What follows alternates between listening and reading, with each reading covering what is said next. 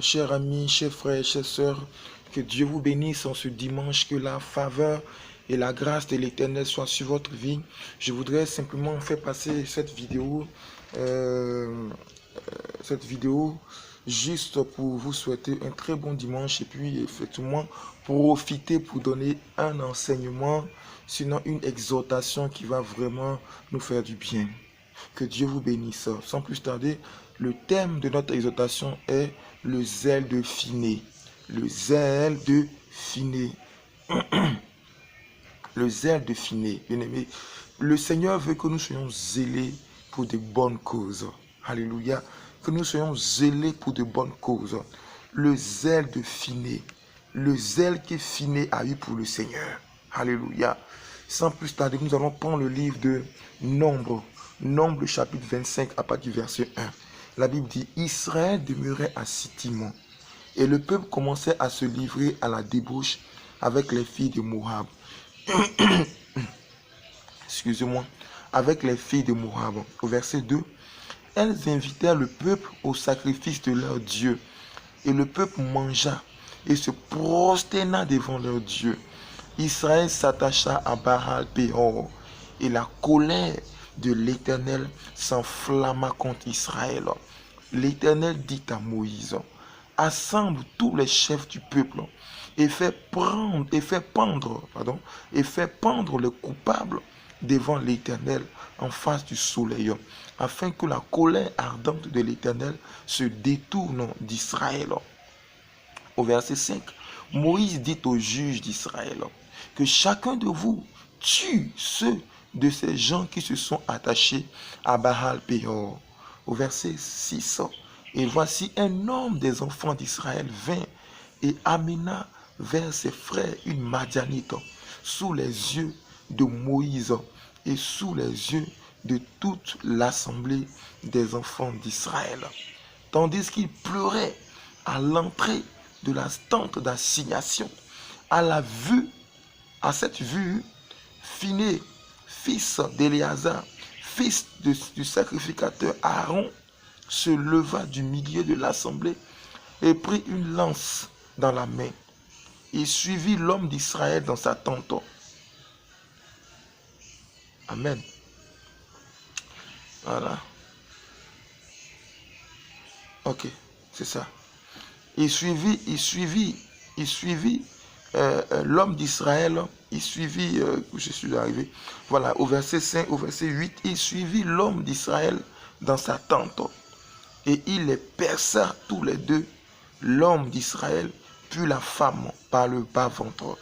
Et la plaie s'arrêta parmi les enfants d'Israël.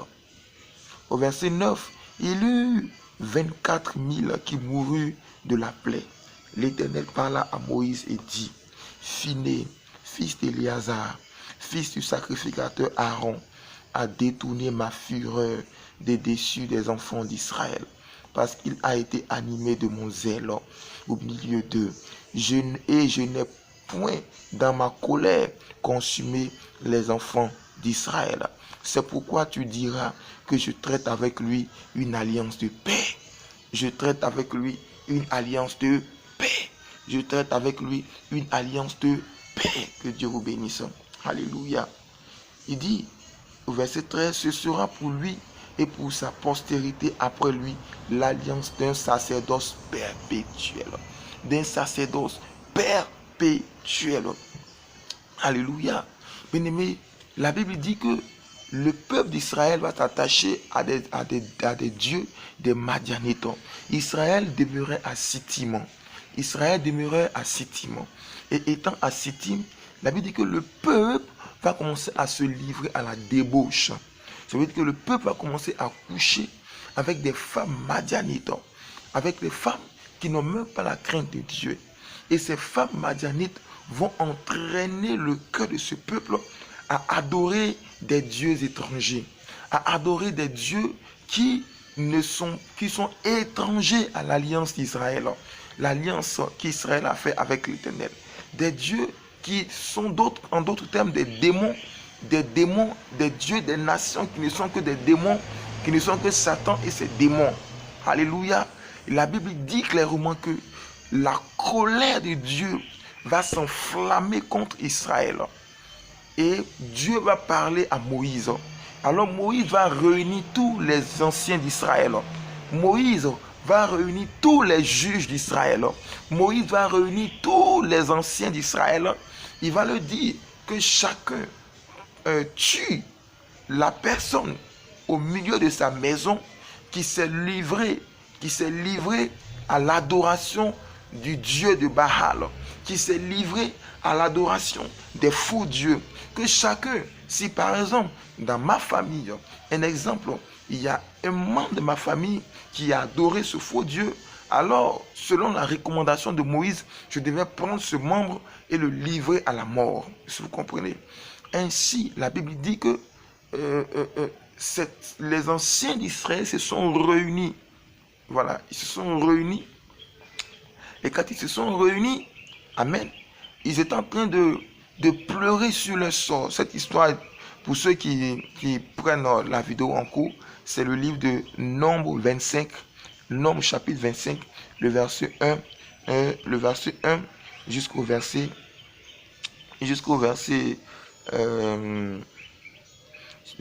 1 jusqu'au verset 13, je crois bien.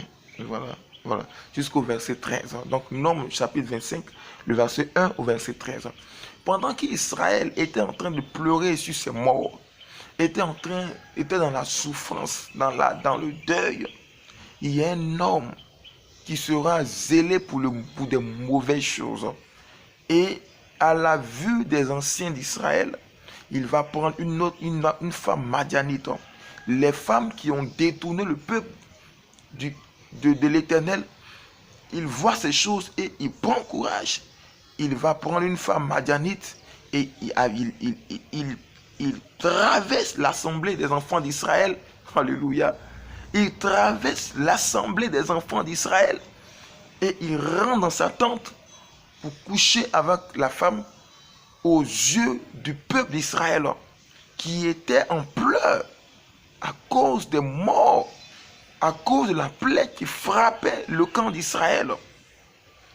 Parce que les enfants d'Israël ont commencé à vivre la vie de débauche avec les femmes étrangères. Et puis, ces femmes ont détourné leur cœur à adorer Baal Séphor, Baal, les faux dieux, les dieux qui sont des dieux des nations qui n'ont pas de vie, des dieux morts. Et cet homme, il voit la plaie qui est en train de frapper les enfants d'Israël. Il va prendre une femme, il traverse le camp d'Israël aux yeux des anciens d'Israël et il part dans sa tente pour coucher avec la femme, une femme étrangère, avec cette femme madianite. Et la Bible dit que Phiné, qui était l'un des petits-fils du sacrificateur Aaron, la Bible dit que Phiné, fils de Éléazar, fils du sacrificateur Aaron, Phiné sera animé d'un bon zèle. Il sera animé du zèle de l'Éternel. Il va soulever une lance. La Bible dit qu'il va partir. Il va suivre l'homme. Il va le suivre. Et il va rentrer dans la tente avec l'homme. Il va percer l'homme et percer la femme. Il va les tuer tous les deux. Au moment où l'homme il était couché sur la femme, en train de pécher, en train de forniquer avec elle, il va prendre la lance et il va les percer tous les deux. La Bible dit que l'acte que Phiné a fait, cet acte va automatiquement arrêter la plaie qui sévissait dans le camp d'Israël. Cet acte va arrêter la plaie et la plaie qui décimait le peuple d'Israël.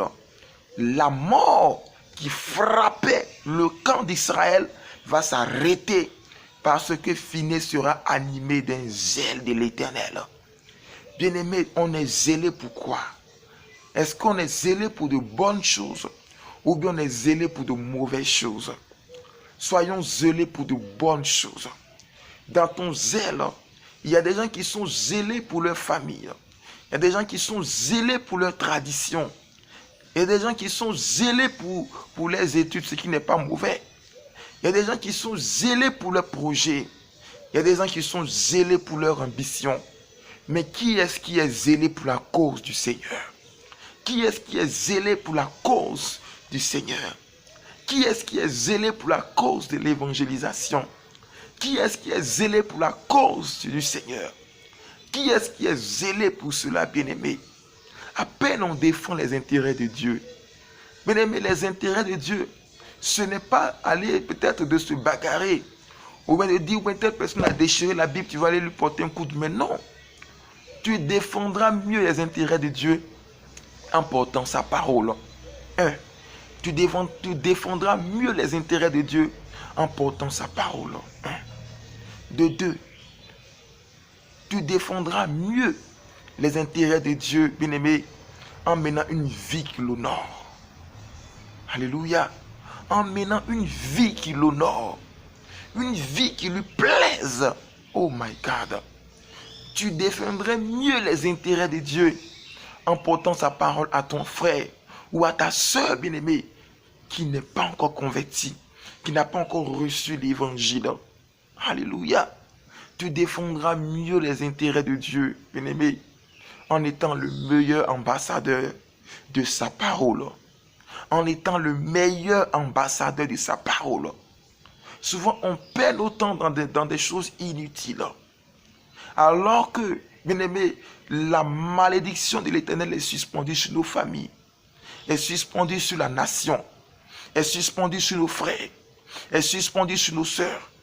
Et nous sommes enfants de Dieu, élus, nés de nouveau. Que faisons-nous, bien-aimés?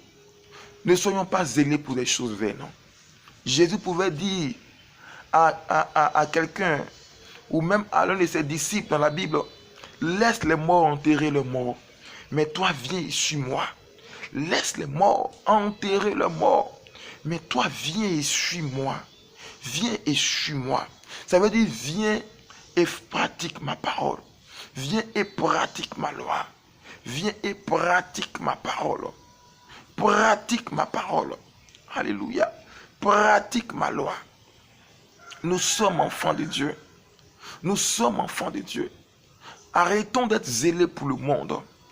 1 Jean le chapitre 2, le verset 15 à 17 dit que ne savez-vous pas que n'aimez point le monde. Il dit n'aimez point le monde, ni les choses qui sont dans le monde. Si quelqu'un aime le monde, l'amour du Père n'est point en lui. Car tout ce qui est dans le monde, la convoitise de la chair, la convoitise des yeux et l'orgueil de la vie ne vient pas du monde. Tu es zélé dans l'orgueil de la vie. Tu es zélé dans l'orgueil du monde. Quand on dit des manifestations, tu es là-bas. Quand on dit des anniversaires, tu es là-bas. Quand on dit, ah, il y a telle chose, tu es là-bas. Tu es zélé pour ces choses-là. Bien-aimé, sois zélé. Aie le zèle de Finé en toi. Le zèle de Finé. Le zèle de Finé. Le zèle de Finé, bien-aimé. Soyons zélés pour le Seigneur. Et Dieu nous récompensera. Soyons zélés pour le Seigneur. Et Dieu nous récompensera. Parce qu'on est zélé pour sa cause.